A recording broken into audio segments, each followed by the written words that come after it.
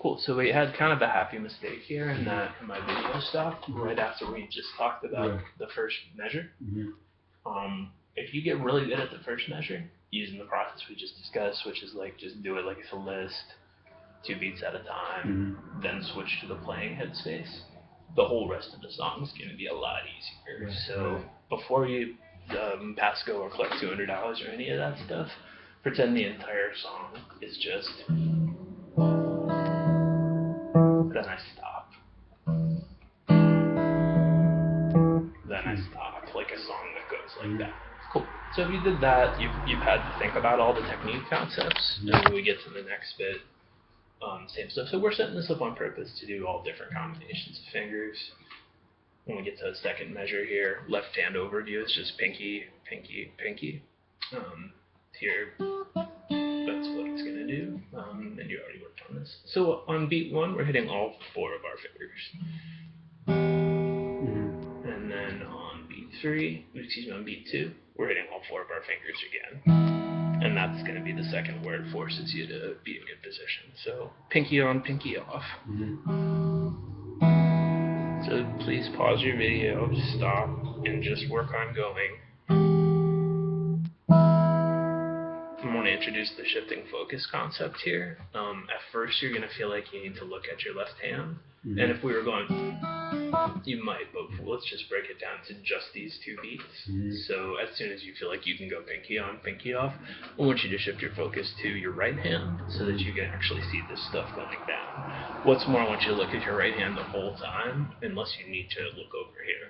In reality, when we're playing, we just shift our focus back and forth. Like if there's some hard chord change, I might have been looking over here, then I'll shift. And it can just be my eyes went this way, my eyes went that way, versus it's just something to include in your thought process, so we wrote it all big up at the top. So there we go, we're just going.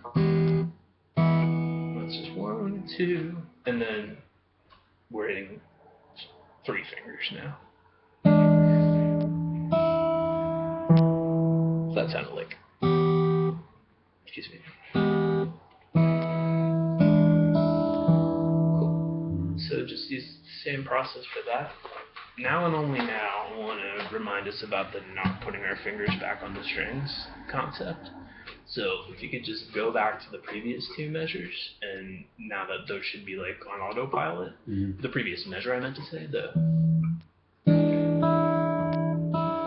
and just be really mindful of hovering right there with your fingers still curled in normal position, but not putting your fingers back on the strings. And it seemed like it was mostly happening with your ring finger, some of the times when you were consciously thinking about it. And then we'll go to the second measure we just worked on, and only now try to include that concept. So now going, thing we just did, worrying about using your fingers like picks. So yeah, we don't want to straighten them out or do anything where we end up on the 4th string with our index finger. But there you go. Section.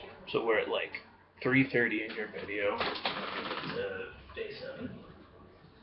And yeah, just so A7 is this chord, and we 3:30. What is that about? I just put a tag for where it is in the video. But whatever. So this entire part, we're just playing A7. There's no left-hand shifts whatsoever. It's just A7. Cool. First 2 beats, it goes thumb, pinch. Now we're playing an A chord, so our bass line's going to be 5th string, 4th string, whereas we haven't hit the 5th string yet. So we have 1.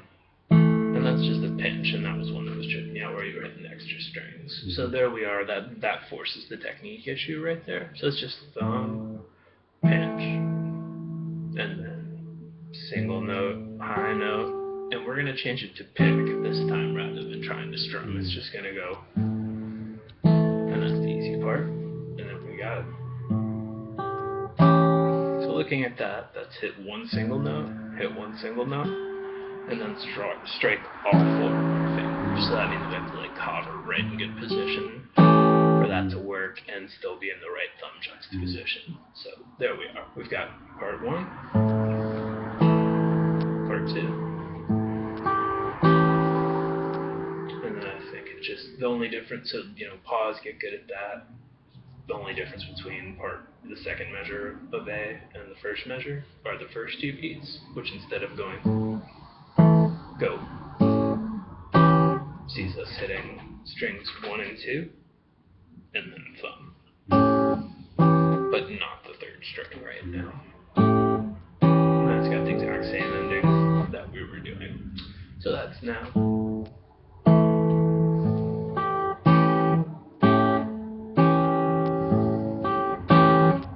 Cool. So stop, just work on that same process. Your entire world is going. Pause, do it again, reassess what I did versus trying to do it by feel. And then not starting there anymore when you start to work on the last measure that we wrote for A7. We'll work on that separately. Like we said in the E part, if you get good at the first thing in E, the second part's going to be 9,000% easier. They're very similar. That's even more so the case on our A section, as the second half are literally identical. We go one beat, doom, same shit, doom, doom, same stuff. So there's everything up to where we were last time. Disregard the first video and keep working on it. No, this is designed for you to just be able to work with this video. Okay. But which I accidentally made in 2 parts. Here's the whole thing. I'm talking about the one that's the last lesson. Yeah, no, I got you, man. I'm a quarterback. I'm doing but that. I'm still recording. Yeah. So yeah, here's the whole thing.